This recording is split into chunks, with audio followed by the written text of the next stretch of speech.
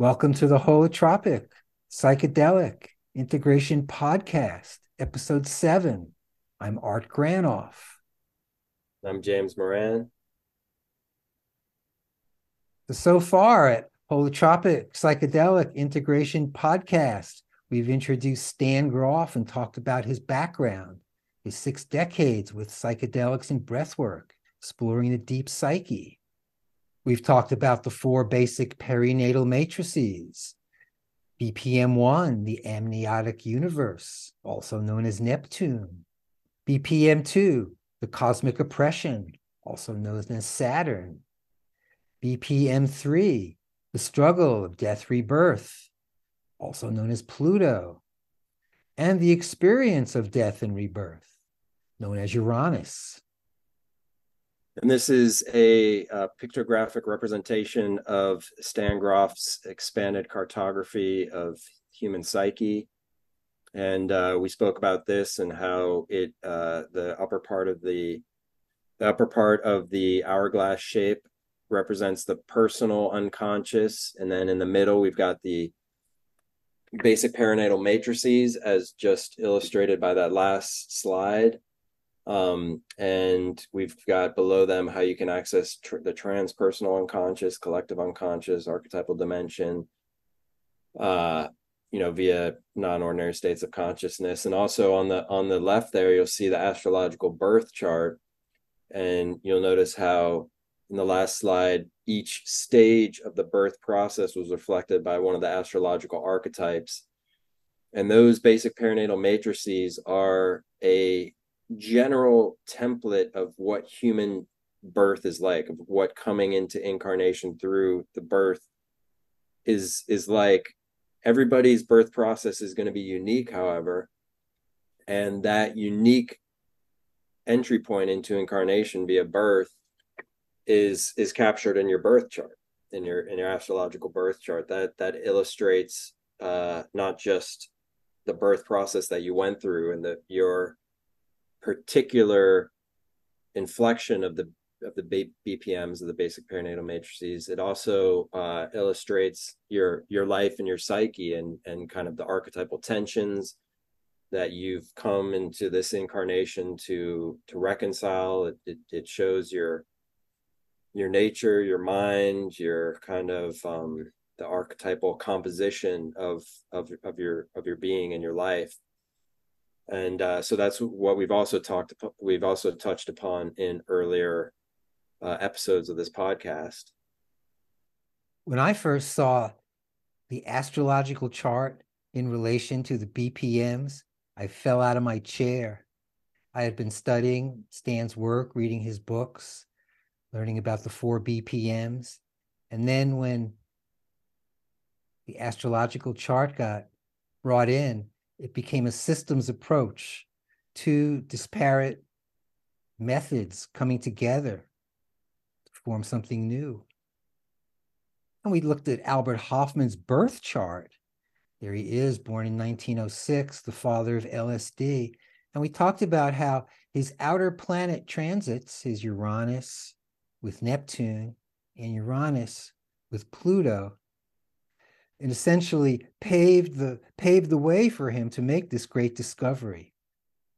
We talked about being at Psychedelic Science 2023. And here's a new program starting in Europe, Psychedelic Therapy, Roffian. Let's hear from Stan now. Because I guess the message I get from your books and your work is not only are these experiences quite common, but they are very profound and in some ways essential for us to develop, to evolve, to form a relationship with these experiences. Would you say that's a good summary? These experiences are important in life. Yeah. Well, somebody who spelled it, obviously I tried, but before me, Jung, the idea was that we should live our life in such a way that you combine behaviors which are and approaches and strategies which are based on what we see in the external world, but spend some significant time doing self-exploration, examination, and we would be tapping the wisdom which is in the collective unconscious and connect with what he called self, which would be in capital. It's capital S in English. But it's the self, it's the big self, different from the ego. And so you connect with it and you find guidance from the inner intelligence. And we are using this as the basic principle in the work with holotropic states. What I call holotropic states are states, it's a very important subgroup of non-ordinary states that have this healing potential, transformative potential, evolutionary potential, and so on. So when we work with these states, the essential principle there is you mobilize inner healing, self-healing intelligence. Yeah, so this emphasis on the inner healing intelligence is very important, because that is really what we surrender to in the in the holotropic state. We really want to be in a posture of openness and receptivity, and even a sense of faith, because we, what needs to come up, what needs to be healed comes up and needs to be healed as guided by the inner healing intelligence, not by us. So that's a very important emphasis there. And also the fact that we can access that intelligence. How do we do that? That's where lots of archetypal astrology comes in. And now I'm going to introduce the 3 forms of correspondence, or the 3 ways we find out information in archetypal astrology. This is on my website. One is the birth chart we've been talking about. We're talking about Albert Hoffman's chart. The next is world transits, the sky today.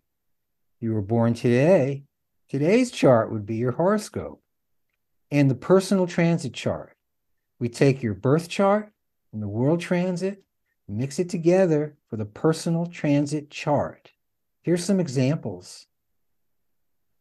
Birth and the birth chart. One might say that both birth and the birth chart, in some sense, mediate access to archetypal and transpersonal dimensions.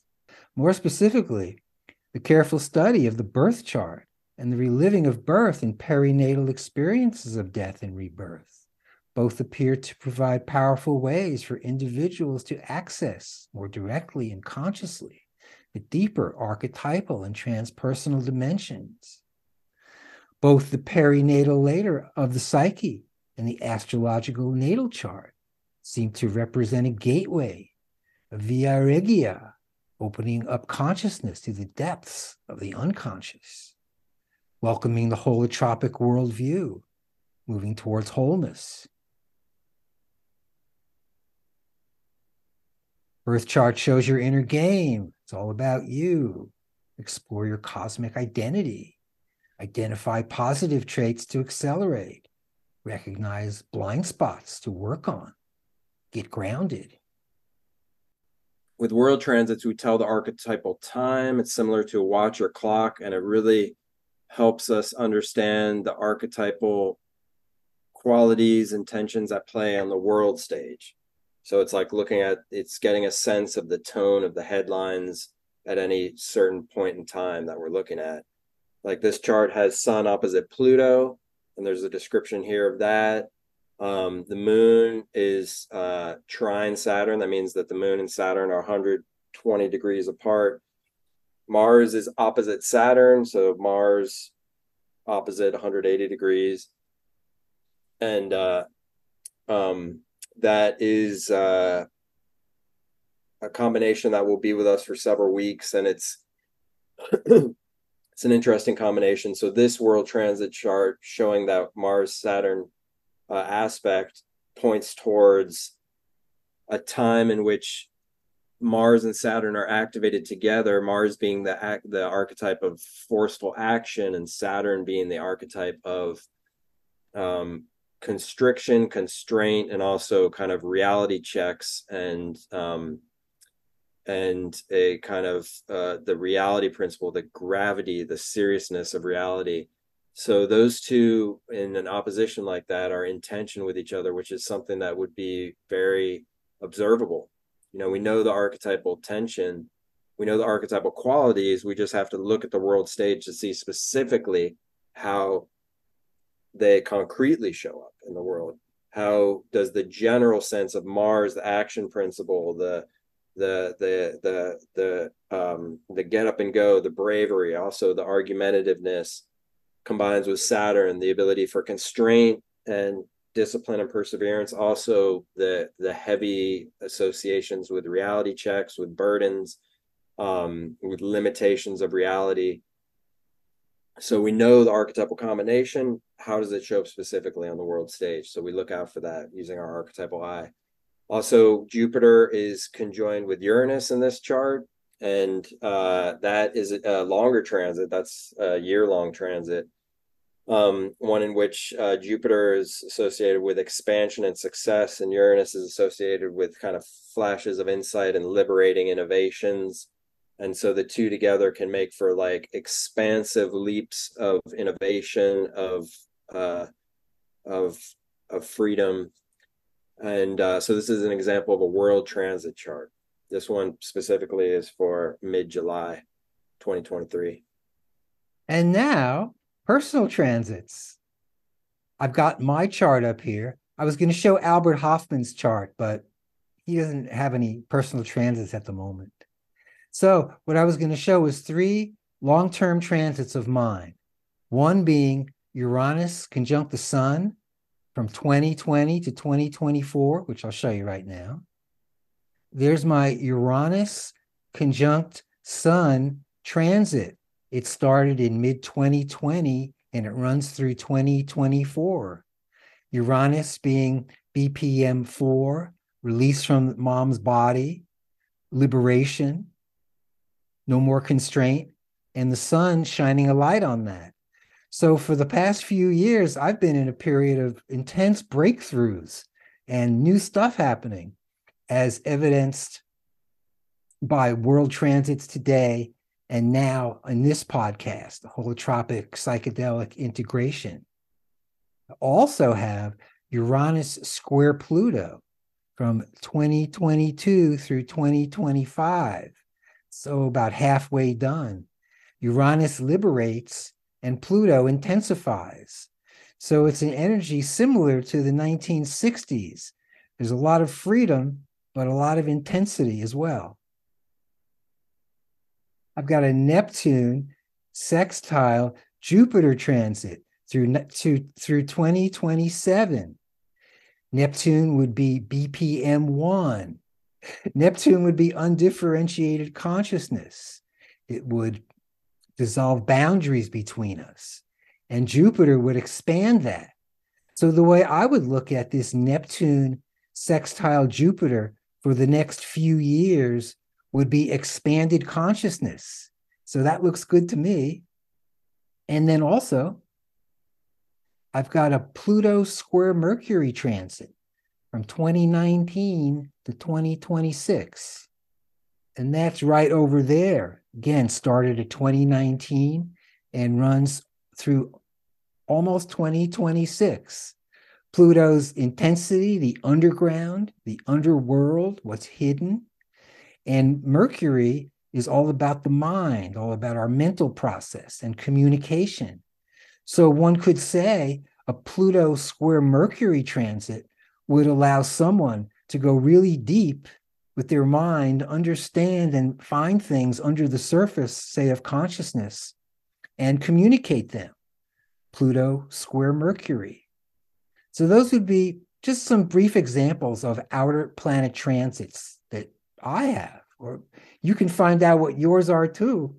It's kind of interesting to know these things. Would you say, James? Yeah, it's absolutely fascinating and very informative. It helps us understand what's going on in our lives, big shifts that otherwise we might just be somewhat wrestling with, but not really understanding clearly. So how does one start with this system? We either take psychedelics or do the breath work. We have big experiences. We keep our mind open. We get a birth chart reading and a transit reading, perhaps, to find out more. We learn about holotropic states with archetypal astrology. You can do it on your own, enjoying this podcast, or you can take a course. Well, I'm offering in August and September a couple of courses. One is in August, you can learn archetypal astrology with your chart. Picture an hourglass course. It's 4 classes plus a birth chart reading with me. And then piggybacking on that in September is the Holotropic Psychedelic Integration Module.